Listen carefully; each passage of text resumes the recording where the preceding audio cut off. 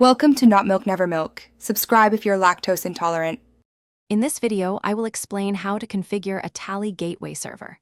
First, it is essential to understand that this server enables secure remote access to your Tally Prime data from anywhere.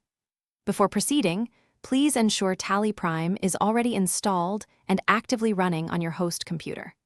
Also, confirm that there is stable network connectivity between your server and any client machines that will be accessing the data. This foundational step is crucial for a smooth setup process. Next, let us configure Tally Prime itself. Navigate to the F12 configuration settings within Tally Prime and enable the option labeled Connect Company on browser. This step is vital for allowing external connections.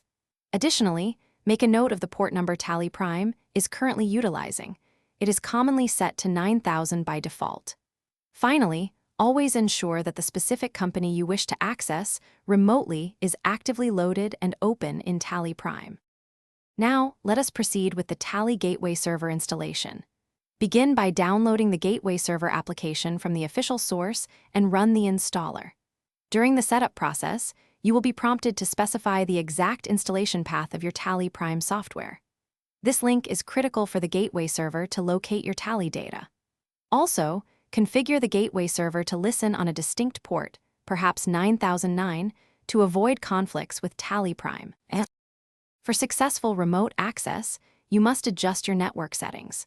Create an inbound rule in your firewall to allow traffic through the port you configured for the Tally Gateway Server. This opens the necessary communication channel.